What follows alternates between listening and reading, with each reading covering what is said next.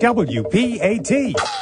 The views and opinions expressed in this program are those of the producers, hosts, and sponsors of this program, and not of the station or the station's owners. Programme bi ki leen koy indil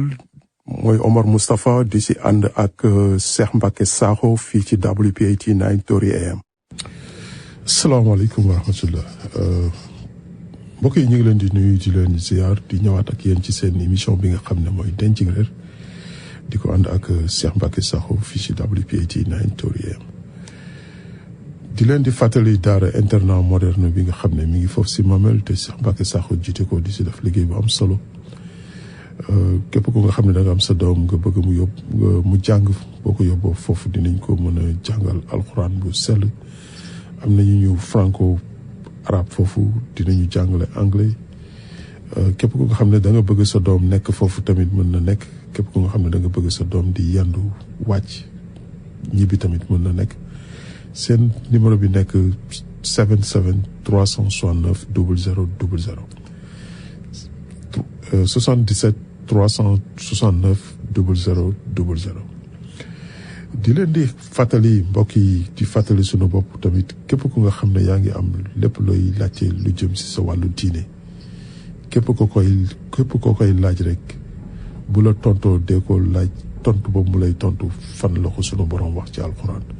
ci ban soraat la nekk ci ban verse la nekk. Cheikh Mbacke asalaamaaleykum wa rahmatullah wa barakaatu. macha allah waaleykum salaam Omar Moustapha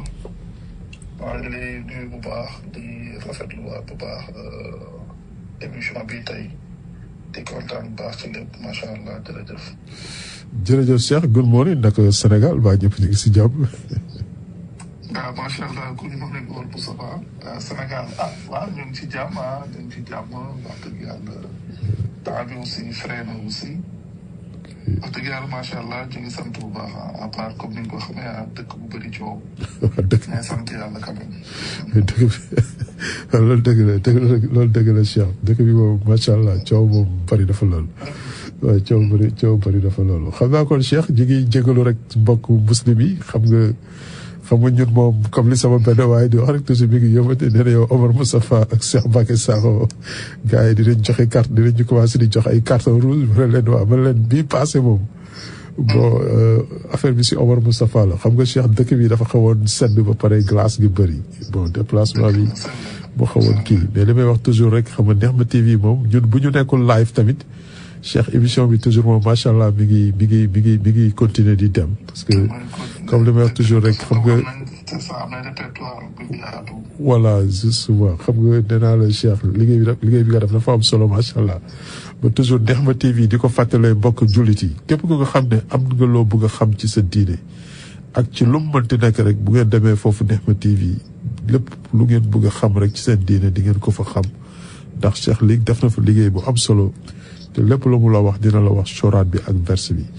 di leen ko fàttali di ko fàttali sunu bopp kon Cheikh ginnaaw bi ñu la nuyoo ba pare xam nga Cheikh fi mu nekk nii fan yi yëpp ñu ngi woon ci charia nga si doon def émission yu am solo ñu nekkoon si wàllu mariage yi def si kii yu am solo xam naa ne jeexul sax mais tey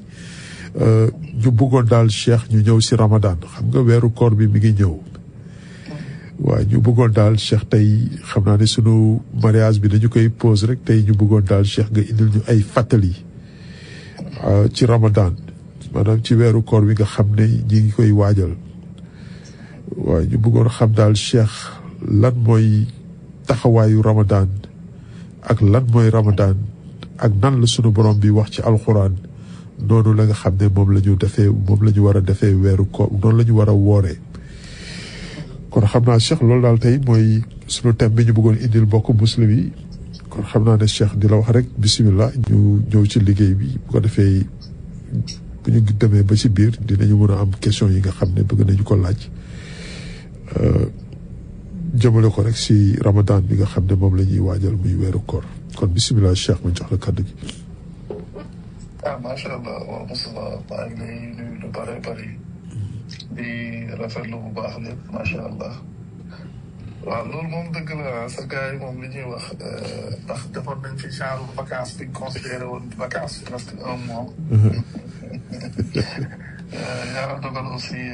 boobaag léegi tamit mu nekk comme ni tubaab di wax en dents de scie.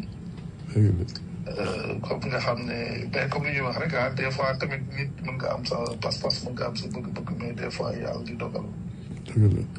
mbir yi di demee ni nga xam ne noonu lay demee mais lépp tamit sant yàlla la quoi. comme ni nga ko waxee aussi vraiment émission bi am na solo boo xam ne démb rek maa ngi gis fii Sénégal gars yi di wax ci benn mbir ci benn situation coow bu fi nekk.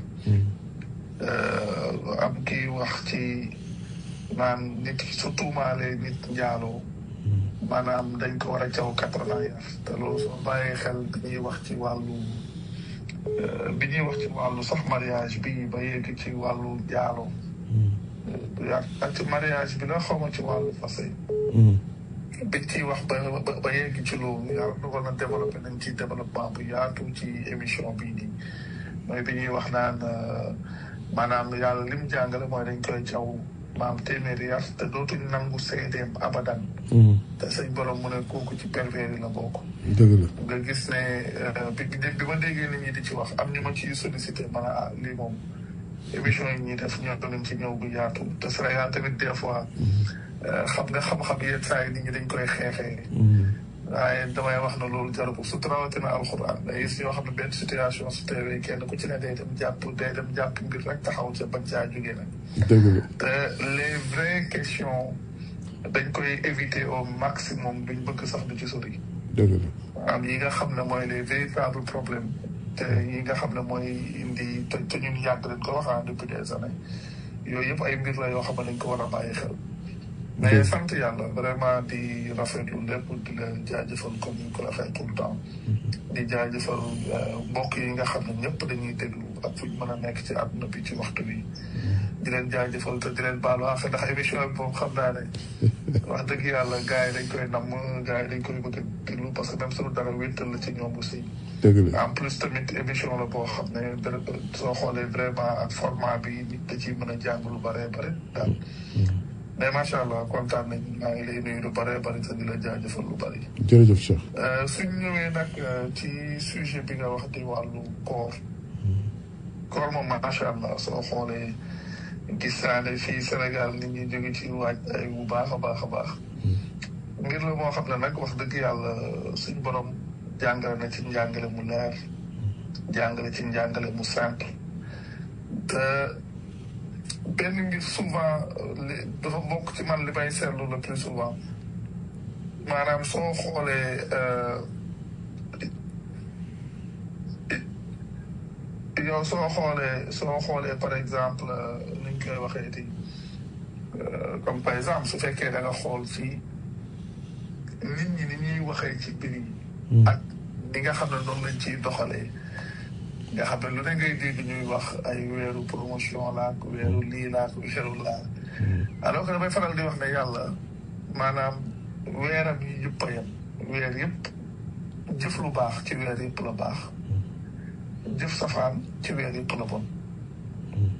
jëf lu baax ci bis yëpp la baax jëf safaan ci bis yëpp la bon waaye nag lii mooy li ñu waroon installé ci nit ñi ndax par exemple soo ñëwee ci suñu société par exemple parce que xam nga soo xoolee ci koor ni ko nit ñi di dundee ci ñuy tuddoo islam presque fépp ci àdduna bi soo xoolee nit ñi dañuy dem ba jàpp ne lu baax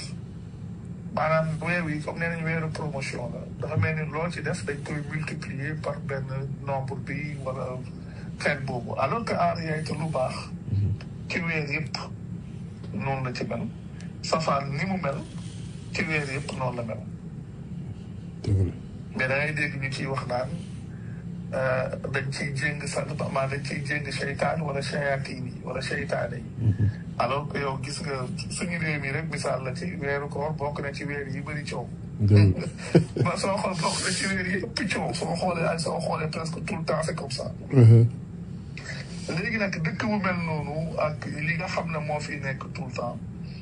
maanaam am na yoo xam ne su ñëwee day mat a fàttali ça veut dire que nit ñi mentalité bi ñu def ci ñoom mu mel ni léegi dafa am benn weer boo xam ne su yegsee su doon def lu baax dañ naan ko weer bii nga ko war a gën a bëri. dëgg la. wala boobu lu baax weer yëpp mën ngaa sàggan. waaye weer yi moom lu mën a xew. yow na nga ko dundal. dëgg la. te weer yëpp nit a ngi ciy judd weer yëpp nit a ngi ciy dee de. waaw dëgg la. te da ngay dégg nit ñi di ñaan mujj gu rafet. est-ce que nit ki daa xam mu jëm ban weer lay nekk. dëgg la kenn xamu ko. ñoom ñoo koy ñaara ñoom ñoo rafet donc yàlla moom gëm yàlla tey jëf lu baax la wax. jëf lu baax nag du ma ko loolu amul jamono. jëf lu baax amul weer jëf lu baax amul bis. maanaam yi ci yi mbir yi ñu war a déconstruire ci xelu nit. loolu lii ci la bokk. lu baax soo koy def xamal na weer yëpp la baax. dëgg la. lu baax soo koy def xamal na ci bis yëpp la baax. dëgg la. safaan xamal na ci weer yëpp la bon. safaan xamal na bis yëpp la bon loolu mooy la base. mais da ngay gis comme par exemple li ma doon wax léegi. nit ñi xeer yi su jotee tuuti léegi ci kanam nga gis leen ñu commencé ay weeru promotion. weer yu dañ ciy jéng seytaane yi. te li ñuy wax loolu li gën a garaaw soo leen laajoon li ngeen di wax nii ku ko wax. duñu mës a wax yàlla. parce que damay wax ne koor ci alxuraan c'est tellement simple à vérifier. koor ci alxuraan. parce que koor ci alxuraan yàlla ci benn diggante la ci wax. muy surat 2 li commencé aaya 183 ba aaya 187. diggante bi loo soxla ci koor ci alxuraan foofu la ko yàlla jàngale. nga xam ne koor nit ci nit ñi di wax ak lu muy rëy rëy ak lu mu mën a doon c'est une pratique comme les autres. li yàlla wax ci julli waxu ko ci koor. li yàlla wax ci aj waxu ko ci koor. li yàlla wax ci azaka waxu ko ci koor. yàlla bi muy wax ci koor lu wax ci bu surat 2 ay 183 bi suratu Baqara yàlla dana yaa ayyuha alladina amanu kutiba alaykum siyaamu kama kutiba ala alladina min qablikum laallakum tattaqun dana yéen ñi gëm dogal nañ ci yéen koor gi kem ni ñu ko dogalee woon te ña leen jiitu mu ne kon mën na am di ngeen bàyyi xel. Omar Moustapha xoolal finalité koor li yàlla wax. te presque finalité boobu soo demee ci jëf yëpp presque loolu mooy fekk même soo demee ci ak yàlla lu mu wax wa tazawwadu fa inna xayra zaadi at taqwa lu mu wax na ngeen yóbbal mu ne ngeen ci yóbbal mooy bàyyi xel gi nga xam ne yàlla li mu lay digal benn jubluwaay la am mooy nga bàyyi ko xel moom yàlla naam finalité bi sax laay wax finalité bi yooyu la léegi nag sooy bàyyi xel yàlla su fekkee ne koor effet bi muy am bi mu war a am ci yow am na ko ci yow est-ce que nit kooku mën na cible benn mois ci at ñu naan weer bi weeru promotion la wala nangam déedéet bàyyi xel yàlla gi ci weer yëpp nga koy mën a def bàyyi xel yàlla gi ci bis yëpp nga koy mën a def gis nga li may wax rek li yàlla di wax soo jëlee waxi teg ko benn par benn nit ñi ci dañuy soog mën a comprendre exactement mbir yi du ko tax a jóg. dëgg la. sax ma li ma wax. waaw. yàlla su ne yaa ayyuha alladina amanu kutiba alaykum siyaamu kama kutiba ala alladina min qablikum laallakum tattaquun. et yéen ñi gëm yàlla dogal na ci yéen koor gi comme ni mu ko dogalee woon kenn ni mu ko dogalee woon ca ña leen jiitu mu ne mën na am kon di ngeen bàyyi xel. kon finalité bi mooy lan lu bàyyi xel yàlla. bàyyi xel yàlla. te su ñuy bàyyi xel yàlla amul bis amul waxtu amul nangam amul weer te loolu mooy finalité bi. xam nga da ngay ñëw suñu kër yi am na ma koy waxee comme soo ñëw suñu dëkk bi fii. xëy na léegi sax yu bari mu ngi tane. mais bu njëkk ba da nga daan dégg ñu naan dañuy tëj saison bi nga xam ne 11 mois yi dañuy dundee lu ñu neexee. suñu ñëwee ba koor gi war a ñëw ñu ne non dañuy tëj saison bi. dañuy tëj saison bi est-ce que mu ngi bàyyi xel yàlla. donc kooku bàyyiwul xel yàlla sax kooku bàyyiwul xel boppam sax. ok bàyyi xel yàlla mooy ñoom ñooy dañuy tëj saison bi. mais loolu yëpp dafa am lu ko ju mooy nit ñi daan jàngalee nit ñu daan waxee ci mbir yi te loolu dañ koy yóbbu ba ci lépp nga xam ne dafa am ay bis yu ñuy gënale ci yeneen i bis am ay weer yu ñuy gënale ci yeneen i weer am sax ay aaya yu ñuy gënale ci yeneen i aaya nga xam ne dañuy dem ba ci lépp presque noonu lañ ciy doxale alors que nit ki su xamee li mu war a xam bisu yàlla yëpp day bokk yem sa moom weeru yàlla yëpp day bokk yem sa moom aaya yàlla yëpp day bokk yem sa moom mais lii ku xam li maa ci xam li yàlla jàngale moom moo mën a gisee nii moo mën a am mentalité bii parce que yàlla li mu namm ci koor mooy mu jur ci yéen ak bàyyi xel yàlla xam nga loolu mooy finalité bi te même soo demee ci aj loolu lay wax dane sooy dem da nga yóbbalu mu ne ngeen di yóbbal mooy bàyyi xel gi même soo demee ci aj ga xëdd yu boobu mu lay reyloo mu lay rendi loolu lu mu la cee wax lan yanaala allaha luxumuha wala dimaa'uha walakin yanaaluhu taqwa minkum nga xam ne yàlla maanaam du am mukk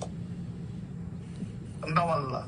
waxuma la ak deret ja la mu cee amee mooy bàyyi xel bu bàyyi koo ci yéen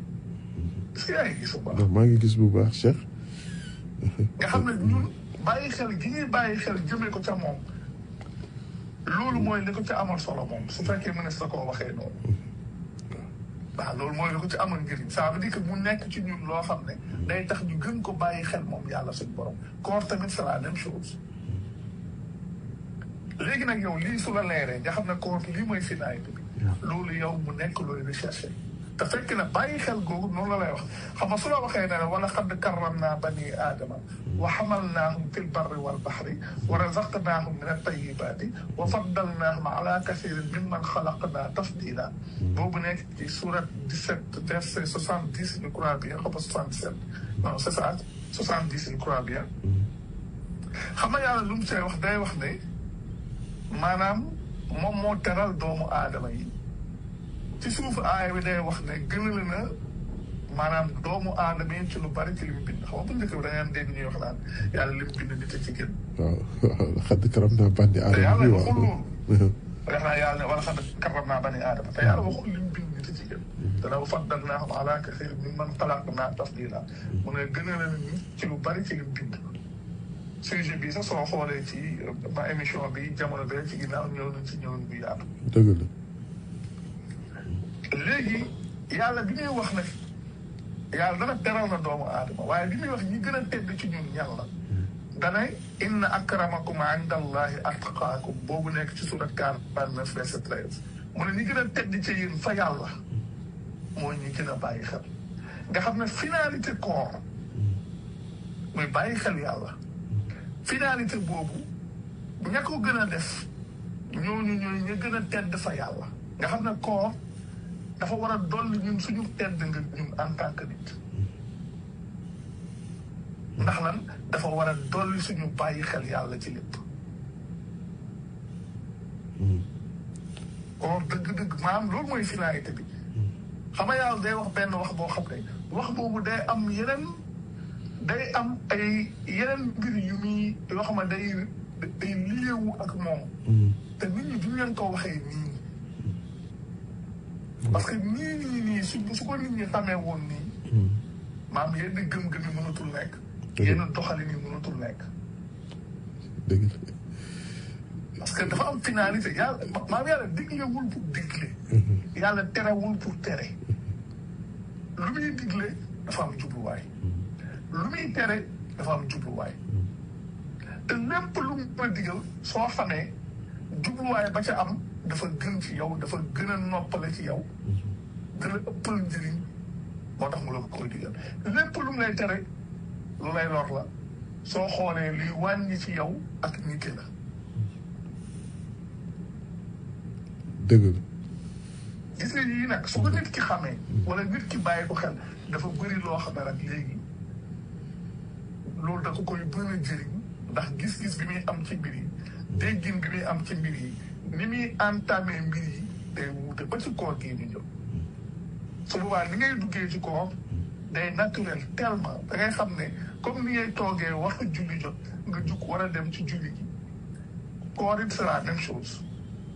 man damay wax loolu tout le temps dama naan maam yii xew ay koor ak yooyu yëpp man damay dund lu may dund ba mu yegg si ma tàbb ci su ma paree dellu ci la ma newoon ça veut dire que xëy na ñàkk a lekk ñàkk a naan moom ngay sentir comme différence par rapport ak yeneen jamono yi mais à part loolu amul lu muy soppi ci yow ñàkk a lekk ak ñàkk a naan lay soppi ci yow ñàkk a lekk ñàkk a naan maam benn différence boobu nga ciy seet alors que suñu borom foofu la bëgg maan mbiri yi ma ñu dem ba foofa nga xam ne léegi yow bis yëpp day bokk yëm ci yow weer yëpp day bokk yëm ci yow ni nga xamee ne maanaam julli day jot nga jug jëm ci sans problème su koor jotee da ngay toog su koor yegsee nga jug jëm ci sans problème léegi nag weeru woowu comme ni ko yàlla waxee dañu koo digal loolu ñuy wax koor lay ay yéen ñi gëm dogal nañ ci yéen koor gi kem ni ñu ko dogalee woon te nga leen jiitu kon da ngay xam ne kon du lu bees du pratique bu bees pratique bu fi nekkoon la bien avant ndax l'islam continuité la dëgg la damay wax ne julli woor azaka aj ku dem ci alquran di nga xam ne du lu bees depuis Ibrahim dañ koy def yàlla loolu ci millata Ibrahim la bokk julli woor azaka aj du lu bees nekkul loo xam ne yonent bi moo ko fi indi yàlla nam ko digalee woon te ñu jiitu noonu la ko yeesalaatee ci yonent bi na ma ko digalee woon te ñu jiitu noonu la ko yeesalaatee ci yonent bi bi mu ci waxee lam cay wax ba noppi nag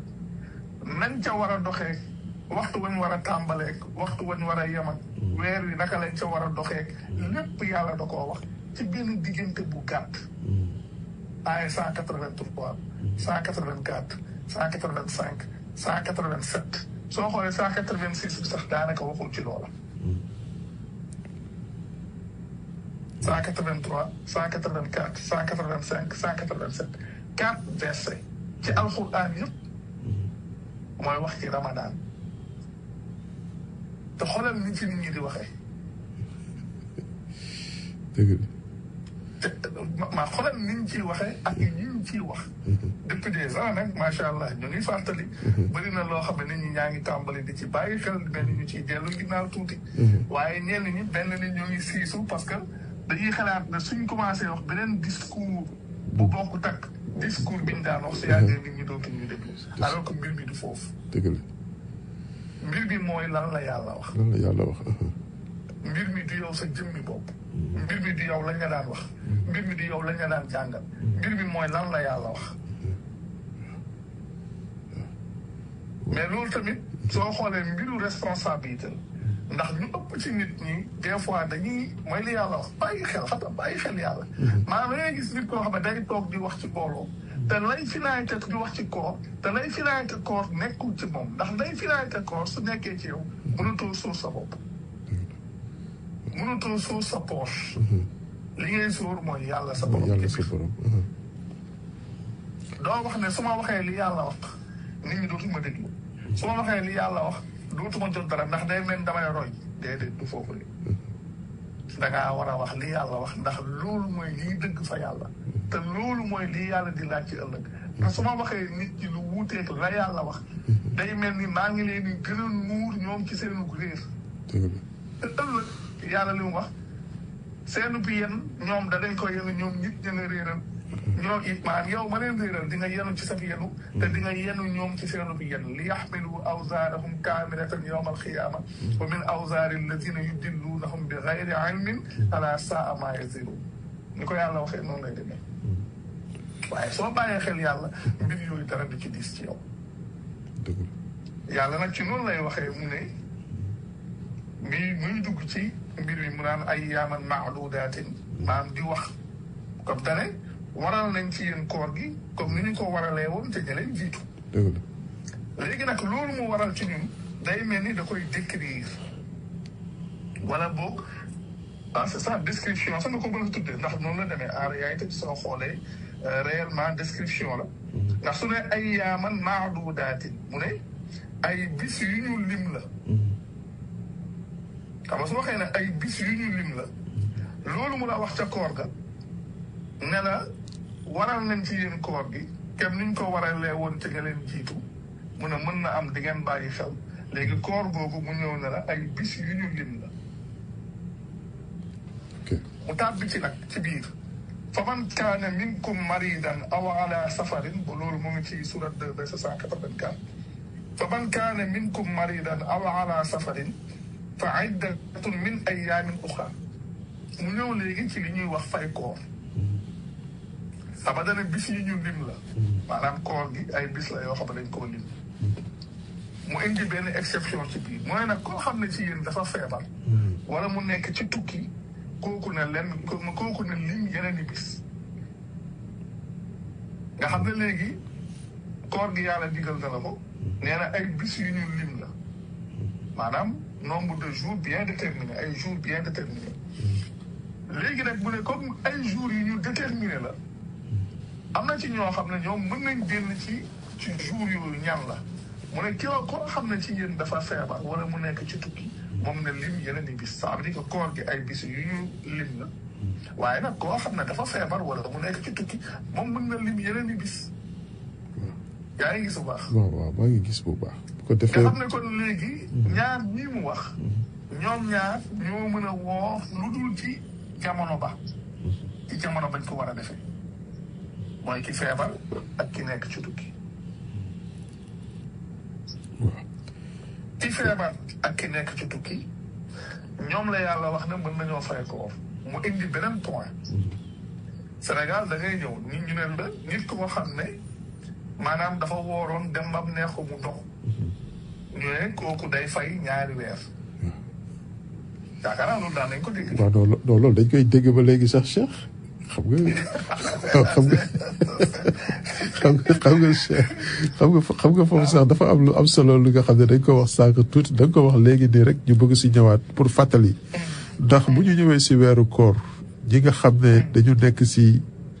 ahlu sunna wal jamaa nga xam ne dañuy indi seeni texte yi ñuy teg si weeru koor di ci wax ay wax yu bari yoo xam ne yàgg nañu ko wax comme li nga wax nii Cheikh ñu màgg fekk ko fi nit ñi gëm ko ba dem yaakaar ne sax loolu dafa bokk si ponk koor yi Cheikh te loolu bokk si boo demee ci alxuraan ba baqara ba naas doo ko fa mën a gis ndax comme ñoom li ngay wax rek toujours Cheikh bu fekkee ne ñoom seen pas-pas yi à 60 ba 80% li ñuy pratiquer nekkul si téere bi ba pare ñu lay wax loo xam ne lu bari ci koor ba pare nit yi gëm ko yaakaar ne loolu moom dafa nekk farata te loolu nekkul sax li nga xam ne moom la yàlla digle ci weeru koor waaw pour gën a dëgg rek li nga wax Cheikh sànq ndax xam nga sànq wax nga ne ba fi mu nekk nii suñu mbokk yu bëri sax Cheikh ñoom yaakaar nañu ne gëm nañu ne weeru koor bu ñëwee dañu naan ñi nga xam ne dañu nekkoon safara sax suñu borom daf leen di génne yóbbu leen àjjana waaw bu weeru koor bi jeexee ñu delloo leen safara loolu tamit Cheikh xam naa ne war nga si indi ay. te yi nga man yi dama koy fàtte. xam nga man yu bari yu ñu daan wax. léegi dama koy fàtte yàlla xam na ko bizarre na. waaw parce que nekkatuloo si. yi ngay wax ma ne waaw parce que nekkatuloo si gëm-gëm yooyu léegi. non mais en réalité. gis nga li nga wax noonu xoolal Omar Moustapha safara ubbeegul ay buntam. waaw. te ñoom dañ daan wax yi. waaw. waaw ça veut dire que yow même su dul dara safara ubbeegul ay buntam yàlla àtteegul jaam te yàlla ñay dem safara lan lay wax dana ñii ñooñ safara te fa la ñuy sax. même su fekkoon sa dafa ubbi ay buntam ña fa taam bi dañ fay sax la yàlla wax. yàlla waxul day am benn jamono boo xam ne dañ leen di génnee am jamono boo xam ne dañ leen di delloowaat xam nga ñun dafa garaaw. dafa garaaw aussi. ay dañuy jéngi seytaan fan la ko yàlla wax. te man Sénégal gii ko xoolee xam na loolu amul. amul ah. yaa ngi gis bu baax. waaw amul. waaw moo ngi noonu. amul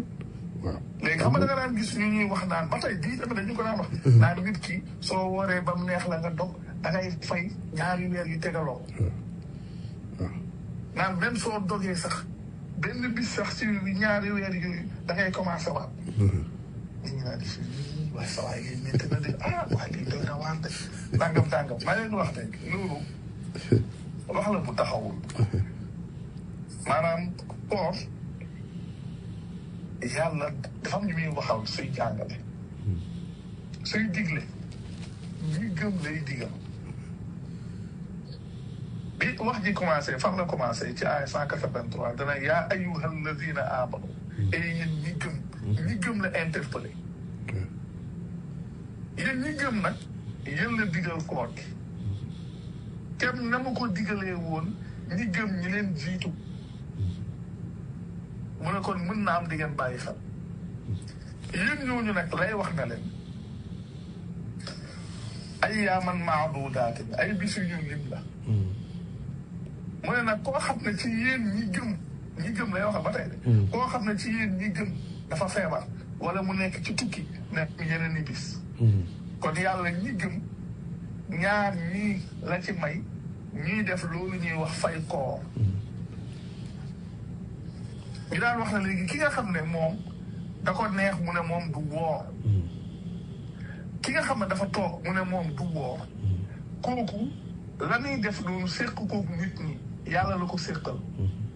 su fekkee dafa wax ne moom gëm na yàlla ni mu gëm moo digle koor su waxee na man defuma loolu du diggante moom ak kenn diggante moom ak yàlla la moo damay wax ne ñu ne leen xool leen li ñuy wax pratique culturelle du ngeen ci fekk benn yoon yàlla di ci tëral ab àtte diggante moom maam di ci tëral àtte boo xam ne nit ñi ñoo koy teg seen moroomu nit déedéet parce que loolu ay jëf la yoo xam ne diggante nit ki ak boromam la yoonu nit newul diggante nit ki ak boromam la yàlla tegu ci benn àtte loolu yow la yow yàlla da ngaa gëm yow ba muy gëm yàlla dafa digle su fekkee ne sa gëm googu dëgg la xamal na sa ngëm nga teg ci taabal bi su dee dëgg la li yàlla wax da nga koy def su fekkee ne du dëgg ci yow nag li yàlla digle doo ko def loolu kese la noonu rek la simple dëgg la yàlla boo digle koor su dee gëm nga yàlla la ma digal ci koor da nga koy def su fekkee ne bokkoo ci ñaar ñi fekkee nekkoo ci tukki wala mu fekk la nga feebar waaw parce que su ñu waxee maam feebar bi nekkul feebar boo xam ne lu chronique la loo xam ne dañ naan la sa giiru dund moom ngay àndal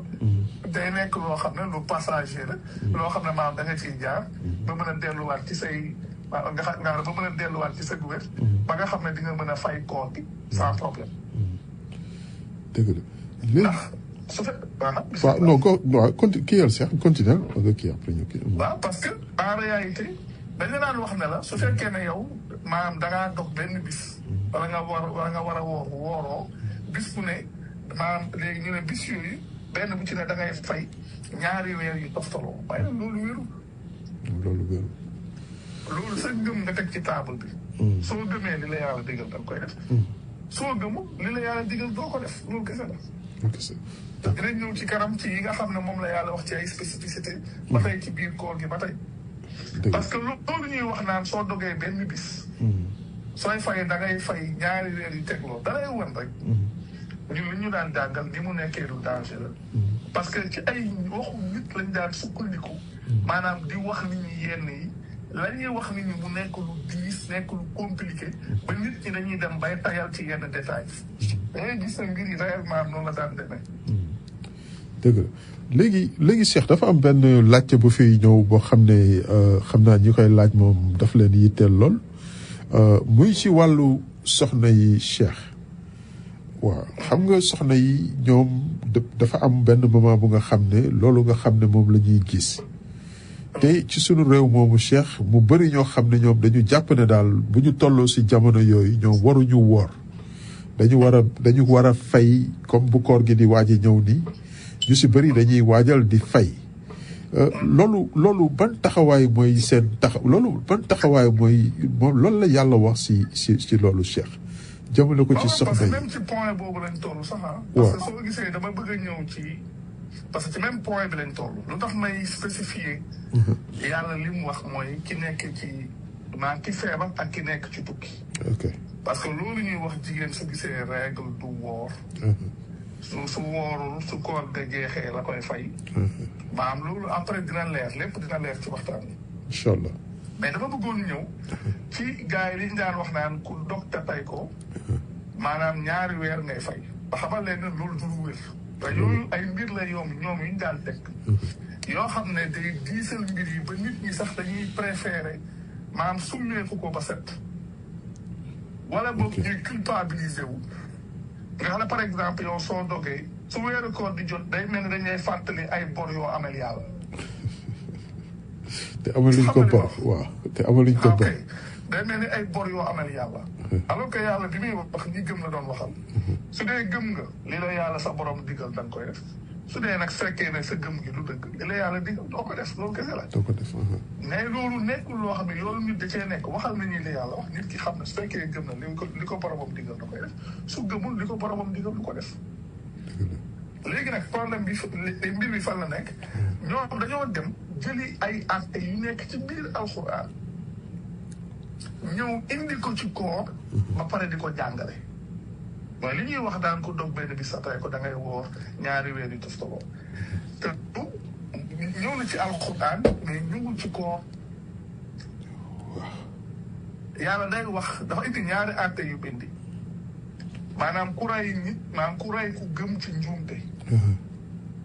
kooku la mu war a jotoo da caa bokk woor ñaari weer yu tegloo loolu ku dem ci surat 4 verset 92 da nga ko ca fekk waaw surat 4 verset 92 da nga ko ca fekk waaw bu fekkee ne jullit bi dafa rey ku nga xam ne dafa jullit la comme moom waaw te daf ko rey te juum te dafa juum te mu waaw ci juum te mu rey ko waaw kooku la mu war a def maa kooku la mu war a def su dañ naan ko comme li Yàlla wax ne wa maa kaana li muminin an yaqtula muminan illa xata'an wa man qatala muminan xata'an fa tahriru raqabatin muminatin wa diyatun musallamatun ila ahlihi illa an yasaddaqu fa in kaana min qawmin aduwwin lakum wa huwa muminun fa tahriru raqabatin muminatin wa in kaana min qawmin baynakum wa baynahum miisaaqun fa diyatun musallamatun ila ahlihi wa tahriru raqabatin muminatin mu doog a ñëw ne fa man lam yajid fa siyaamu shahrayni mutataabi'ayni tawbatan min allah wa kaana allahu aliman hakima loolu mooy benn bi surat 4 verset 92 nga xam ne yàlla ci loolu lay jàngale nga xam ne loo xam ne nit ki da koy def ngir tuubal yàlla te ku dem ci aaya boobu comme damay bañ ko temps bi gudd waaw temps bi gudd moo tax may waxee noonu pour léegi nit ñi mën a dem xooli waaw pour mën a comprendre beneen bi mu ngi nekk ci surat 58 mooy li ko loolu mooy saar bi ñu wax mujaadila ñenn ñi di ko wax xat samia boobu it soo ca demee yàlla day wax ci ku giñ ci fase comme ku wax soxnaam naan ko soo delluwaatee sama ginnaaw mel na ni sama yaay moo dellu sama ginnaaw waxit woowu léegi nag ki ko wax ca lañ ko teg loolu da caa bokk bi ñu wax naan walladina yuzahiruna min nisaihim summa yauduna lima qaalu fa tahriru raqabatin min qabli an yatamassa dalikum tu'aduna bihi wallahu bima ta'maluna xabir boobu muy nekk ci surat 58 verset 3 mu ñëw ci verset 4 bi ne fa man lam yajid fa siyaamu shahrayni mutataabi'ayni min qabli an yatamassa mu ne fa man lam yastati' fa it'aamu 60 miskinan dalika li tu'minu billahi wa rasulihi wa tilka xududullahi wa lil kafirina azabun alim nga xam ne lii benn àtte la bàyyi gis benn jour am na ay nit ñi may laaj naan waaw léegi su yàlla waxee lii xanaa kon weer moom normalement 30 jours rek la war a nekk naa nga bàyyi la ñaari ngeen boole dara boole wu leen. dëgg la. parce que déjà verset bi waxul ci koor. ab àtte lay wax. kay la woor ñaari weer yu toftaloo. su fekkee ne amoo ko mu ne nga leyal 60 miskin. léegi nag soo bëggee jël li yàlla wax fii bëgg ko transposer ci koor. day métti. te koor nekkul lu ñuy natt ci li ngeen wax. koor lu ñuy natt ci weer la te loolu danañ ci ñëw. dëgg la. yàlla bi mu waxee ne chahru ramadan allazi unzila fihi alquran hudan linnaasi wa bayyinatin min alhuda wal furqan lu mu wax fa man shahida minkum ash-shahra falyasumhu ku fekkee ci yéen weer wi na nga ko woor kon koor gi durée bi weer wi moo koy déterminer pas compter booy compter di teg non weer wi moo koy déterminer weer wi mooy déterminer le commencement weer wi mooy déterminer la fin waaw léegi. nga xam ne loolu noonu la demee. waaw léegi Cheikh. waaw non bisimilah continuer Cheikh. non temps bi lay. waaw kon waaw continuer. non mais mën nga ñëw jël. non maa ngi jégalu dafa am benn question bu ma bëggoon laaj rek lépp ci koor gi la ndax xam nga fu mu nekk nii dañu nekk ci sax. waaw dama bëggoon kii rek xam naa ne egseeguñu foofu sax mais dafa am ñu ma ci soññ di ma ko laaj xam nga saxaru Ramadan bi Cheikh. ak Kazu Rajab bi ñu génn xam nga sunu mbokk yi moom dafa bëri ay bis yu ñuy jël daal di ko woor di wax ne daal dañ koy woor ba ci wax sax ay ngëneel yi nga xam ne Cheikh sunu borom sax waxul ñu dégguñu sax ngëneel yooyu si weeru Ramadan bi koor yooyu moom lan moo ci ban fàttali nga ñu ci mën a. non koor yooyu kii dara du ci diine. kàllaamaat waaw xam nga li ñuy wax nisu Chaabaan. waaw am na ñoo xam ne Chaabaan bi ñoom dañ koy woor am na ñoo xam ne Rajab yëpp dañ koy woor am na ñoo xam ne comme li ñuy wax ñoom Kazu Rajab dañ koy woor am na ñoo xam ne nisu Chaabaan dañ koy woor comme ni ñuy waxee ñi nga xam ne demuñ aji ñu naan ay bisu Arafaat yooyu yëpp ñuy wax. amul dara lu ci sax. maanaam woor ci diine woor. yàlla weeru koor la ca digle fa la yem. waaw kon daal weeru koor la ci digle point. te ñoom da ngay gis li gën a doy waar mooy comme li ngay wax. dañ koy wax njëriñ yoo xam ne yàlla la mu digle sax waxu ko ca. waaw. ñoom des fois da ngay digal ay naafila wax la ci koor gi da ngay gis ñu ay naafila yoo xam ne yàlla mi digle julli sax waxul njëriñ yooyu ci julli. dëgg la. te yàlla mi wax mooy njëriñ bi. dëgg la parce que loolu mooy liy defar nit ki moo dëppoo objectif nit ki ci kaw suuf. dëgg la. di la wax ci ay xeetu koor yu ñu saxalal seen bopp. di la ca wax njëriñ yoo xam ne yàlla mi digle koor waxu ko ca moom. weeru koorum lëm la ca yàlla wax. comme soo xoolee rek weeru koor ñi naan dañuy gàttandu. dañuy gunge. ba pare di ca wax ay njëriñ yooyu ñuy wax ci gàttandu gunge yàlla waxu ko ci weeru koor yi mu digle moom. dëgg la waaye yàlla li mu digle. mooy liy defar nit ki. ñoom nag la ñuy digal nit ki lu koy xemem loo ay détails la. waaw macha allah. waaw pour nit ñi ràññee yàlla li muy jàngale lu si diite lay dellu ci nit ki. bokkut ak ñoom li ñuy wax léegi nag yàlla mi wax ne kon ñan ñooy fay maam koor mooy ku feebar ak ki nekk ci tukki. nit ñi naan léegi ku mënul ñu ne ku mënul day joxe xaw ma lu ñuy wax ñoom mudd lañ koy wax. maanaam léegi ku mënul chaque jour day fexe am ñoo xam ne da lay ni jox loo xam ne danañ ko mën a ndogoo. may leen kii mënul yàlla teg ko dara ci diine laa yukallifu llaahu nafsan illa wus'aha ku mënul yàlla teg ko dara. yow ba nga mënulee na la wàcc. amul lu la yàlla teg yàlla waxu la da ngay def lii waaye da ngay def laa loolu saxul. léegi ñi nga xam ne dañoo jàpp ne dañuy fay ko te nekkuñ ñoo xam ne dañoo feebar wala ñu nekk ci tukki. comme jigéen ñi ñuy wax ne su ngeen gisee règle yéen du ngeen woor lii wax nañ ci depuis des années. def nañ ci vidéo 35 depuis 2019 développé ko macha allah. sujet boobu nga xam ne jigéen bu gis baax. day julli day woor parce que maa ngi leen ñaari mbir moo am lii tere nit ki jege julli yàlla ci benn verset kese la ko wax ci alxuraan surat 4 verset 43 te règle bokku ci. lii tere nit ki woor ci waxtu wa ñaar la ku feebar ak ki nekk ci tukki te règle. du feebar loolu la yàlla parce que ku xam règle dëgg-dëgg sax di ko jur am na ñoo xam ne nag su leen dalee day ànd ak méttit day ànd ak feebar ca ñoom su boobaa ñooñu dañ leen di considéré comme ku feebar waaye loolu du ñëpp waaw la majorité des femmes su nekkul na suñu gisee baax day ànd ak méttit ca ñoom ñi nga xam ne ñoom suñu gisee baax day juraale feebar ca ñoom ñooñu kay dañ leen considéré comme ku feebar waaye ñoo xam ne nekkuñ ci situation boobu ñoom loolu concerné wu leen. dañu war a woor. ñoom ci waxtu woo jotee dañoo war a woor. ñi nga xam ne nag dañoo feebar ñoom wala suñ gisee règle day ànd ak feebar. yàlla nee na ku feebar na lim yeneen i bis ñoom nañ jàppee seen bopp ku feebar su loolu weesoo ñu fay ko. waaw parce que xam nga soxna yooyu Cheikh li ñu leen jàngal si loolu sax ñoom dañ leen jàngal que ne ñoom loolu ñuy gis bu ñu toll si mbaax loolu sobe la ñoom loolu lañ leen gëmloo. waaw ne loolu sobe la te du sobe. waaw c'est ça parce que sobe comme ni ma koy waxee maanaam sobe baat bi ci boppam benn yoon la ñëw ci alxuraan te ñan ñooy sobe mooy bokkaalekat yi te bokkaalekat yi képp ñooy jàngale loolu nag jigéen su gisee baax du maanaam su gisee baax warul woor. warul julli. bokkaalekat yi koy jàngale de.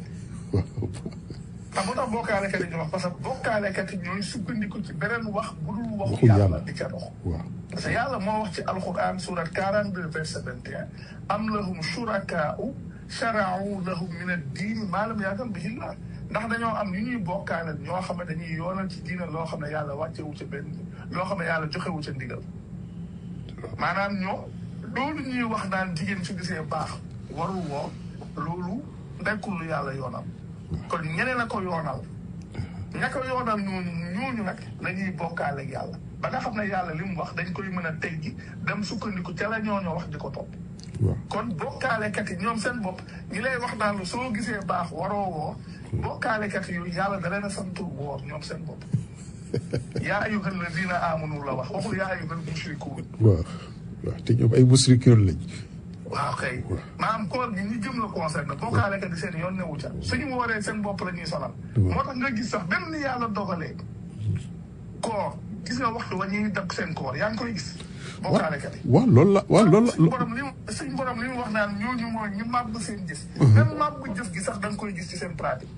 waaw Cheikh loolu laa bëggoon sax nga ñëw ci parce que loolu fi nga laal noonu Cheikh dafa am solo ndax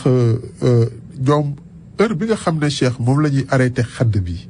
ak heure bi nga xam ne moom la ñuy dogu moom ci suñu réew moomu Cheikh loolu moom dafa doy waar loolu Cheikh ban fàttali nga ñu ci gën a mun a fàttali daal Cheikh ñoom lan moo tax ñu koy doxalee noonu. loolu ay man li nga bokkaale gi ko jur bokkaale gi mooy bokkaale kàddu yàlla ak kàddu ñeneen ñi du yàlla te lu ci bëri te yooyu yëpp daanaka yonent bi lañ ci taxaw. waaw maanaam bokkaale kàddu yàlla ak kàddu ku dul yàlla. maanaam damay wax ni ñu ne leen c'est simple képp koo xam ne ci da nga wax ne ci diine nga nekk di jàngale wuute li yàlla di jàngale yow ci ak bokkaale nga ne. ndax yaa ngi xam ne yow ci diine yàlla nga ne ba pare di àtte woo leneen lu dul waxu yàlla ba pare di topp leneen lu dul waxu yàlla ci biir diine yàlla yow nit sañ naa ñëw sa kër nga tëral sa règlement intérieur nit ñëw indi beneen règlement intérieur feneen bëgg ko doxal sa biir kër waaw ba pare di la gëmloo ne moom règlement intérieur bi mu indi teg si biir kër gi moom boobu moom mooy bi nga xam ne mooy bi wër comme ñoom nañ koy waxee mooy li wër. waaw mënu nekk. yow mënoo am sa règlement intérieur kër. jugee fee ñëw indi règlement intérieur beneen kër ñëw bëgg ko doxal sa biir kër. waaw loolu dafa. nit ñi nag noonu la ñuy doxee ci diine. waaw. loolu dinañ ci ñëw loolu mu ngi ñëw ci aaya 187. waxtu bi nag moo xaw a gàtt ci sujet bi. waaw léegi nag yàlla wax ne. bi muy waxee ci maam ñi nga xam ne ñoom ñoo war a fay koor dafa am benn wax bu mu ci teg nag wa alal lazina yutiquunahu fidyatun taamu miskin mu teg ci ne fa man tatawwa'a xayran fa huwa xayrun lahu wa an tasuumu xayrun lakum in kuntum ta'lamun fii nag dafa am benn sew bu ci nekk boo xam ne bu njëkk ba suñu daan jàngal yàlla dafa wax ne ñi nga xam ne nag attan nañ ko gars yi dañ ko daan firee wa alal lazina maanaam ñoom dañ ko daan firi ñi nga xam ne attanuñ ko bàyyi leen déet foofu da ngeen fay dugal maanaam lu ca bokkul xaraf bu ca bokkul day mel ni yéen da ngeen wax wa alal lazina laa yutiquunahu gaa yi nga xam ne ñoom attanuñ ko maanaam yàlla waxul ñu ko attanu ñi ko attan la wax parce que soo wax bi soo xoolee continuité la yàlla da ne ma neen li leen koy wan mooy la ca topp wa an tasuumu xayrun lakum maanaam ñi nga xam ne ñoo xam ne mën nañ ko te duñ ko def ñooñu li ñuy def mu ne ñooñu dañuy jotu ci lan leel miskin yàlla mu ngeen nag su ngeen coobaree woo yiw moo gën te loolu moo gën ci yéen te sax su ngeen wooree moo gën ci yéen su fekkee ne xam ngeen léegi su ngeen wooree moo gën ci yéen su fekkee ne xam ngeen da ngeen di continuer ci aaya ba ca topp muy surat 2 aaya 185 léegi yàlla ñëw wax ne chehru ramadan allazi xamaa dinañ publier sax vidéo bi nga xam ne mooy wax ci wàllu weer wi moom ci boppam rek dinañ ko publier incha allah peut-être suba nga xam ne ginnaaw bi émission bi jàll yàlla wax ne chehru ramadan allazi unzila fihi alquran hudan linnaasi wa bayyinatin min alhuda wal furqan fa man shahida minkum ash-shahra falyasumhu mu ne weeru Ramadan bi nga xam ne wàccee nañ ci alxuraan mu nekk ak gindi ngir nit ñi nekk ay leeral ci gindi gi ak ràññeet la gi lii nag mu ñëw régler problème li ñuy wax ay séentu weer ak ay ñii suba la ñuy ak ñii ginnaaw suba la ñuy ak nangam yàlla indi wax boo xam ne mooy régler loolu complètement rawatina fii jamono bi toll yàlla mu ne faman shahida minkum ash-shahra falyasumhu ku fekkee ci yéen weer bi na ko woor xam nga nit ñi ñoom dañuy jàngale mu mel ni weer yi dañ ko war a séntu may leen séntu weer jamono bi nga xam ne moyen boobu rek lañ amoon ngir xam ndax weer tàmbali na wala tàmbaliwul jamono boobu mënoon na nekk mais may leen fii jamono toll la nouvelle lune mën nga koo xam ay at fii ak ay at xam ne la nouvelle lune bi weer sàngam at sàngam di sàngam lay nekk ci waxtu sàngam waaw may leen par exemple weer wii ñu nekk nii weeru koor wii ñu jëm may leen weer wi nouvelle lune bi mu ngi commencé 17 heures nu mu tudd waay mu ngi commencé le 17 février bi mais waxtu bi waaw le 17 bii di ñëw mais bi muy commencé day fekk ne waxtu wi ñu war a jàpp koor passé na may leen kon ban bis lañu war a woor mooy le 18 février le 18 février mooy suñu premier jour koor le te noonu nga xam mën a xamee ne le 18 février mooy sa premier jour koor noonu nga mën a xamee ban bis mooy sa dernier jour koor waaw kon ban bis mooy nekk dernier jour koor bi Cheikh waaw parce que léegi gis nga yii li tax mu am solo damay wax ne gars yi da ngay dégg ñu naan non maanaam affaire weeru koor ay calcul ay nii ay may leen yéen seen bopp ngeen di ndax may leen yéen lan ngeen di def su ngeen bëggee xam waxtu julli yi ay horloge ngeen def ci seen jàkkee seen jumaay pour xam temps bi wala du loolu waaw pour mun a xam temps bi ñu heure bi ñu war a wax waaw léegi lu tax ñu jàpp ne ko su dee weeru koor dañoo war a séntu rek ñoom ku ñëpp Cheikh li nga wax dafa am solo de xam nga loolu daaw def nga si liggéey bu am solo Cheikh ndax bi ñu commencé woor am ñi nga xam ne dañu ne ñoom weer bi feeñul bi weer bi feeñee moom ñëpp xam nañ ne weer bi moom dafa waaw weer bi waaw weer bi moom da ngay gis ñoom ñoom fa ñuy mujj weeroo su génnee dañuy xam waaw du weeru benn fan c'est ça voilà léegi da ngay gis ne le 18 février mooy nekk suñu premier jour koor le 18 mars mooy nekk suñu dernier jour koor parce que nouvelle lune bi bees bi moo ngi nekk moom mu ngi nekk 19 mars ay 1h du matin ci guddi heure boobu lay nekk donc 18 février mooy suñu nekk suñu premier jour bi ñuy woor 18 février mooy nekk dernier jour bi ñuy woor xam nga le 18 boobu tamit dañ koy woor mais 18 mars le 18 mars moom it dañ koy woor 18 février dañ koy woor ba 18 mars tamit dañ koy woor mooy nekk suñu dernier jour koor kon daal Cheikh waaw allez-y continuez waaw non maa te lii alxuraan da ko rek faman shahida minkum ash-shahra falyasumhu ay jamono wax nañ ko fi am benn waay am na ay gars yi nekk naan moom li mu wax sax dafa garaaw ndax damay ne su fekkoon ne gis la ku gisul concerné wu ko yàlla waxoon ku gis li mu wax dafa matale ku fekkee yëg nga yëgoo gis nga gisoo fekkee nga mu ne ku fekkee ci yéen weer bi na ko woor yow soo fekkee lu mën a xew da ngay woor te léegi fekkee gi mën nañ laa wax ne weer bi bis sàngam lay tàmbali waxtu sàngam lay tàmbali su fekkee dafay tàmbali waxtu woo xam ne waxtu yi nga war a jàpp koor passé na bis boobu doo ca mën a woor su fekkee day tàmbali waxtu woo xam ne waxtu wa nga war a jàpp koor jotagul bis boobu lu mën a xew da nga koy woor mais lii c'est aussi simple que ça te xoolal Sénégal lii xew-xew la fa ne léegi ñu naan këru diine bi am nañ seen commission ñee seen commission te yooyu yëpp dara taxawu ci. dëgg la Cheikh waaw léegi Cheikh. waaw mais soo xoolee fii li yàlla wax ne. faman shahida minkum ash-shahra falyasumhu bu fekkee ci yéen weer bi na ko woor. ñan la yàlla di waxal ñu gëm. kon képp ku gëm weer bi su ñëwee yow da ngaa war a woor. ñan la yàlla génneewaat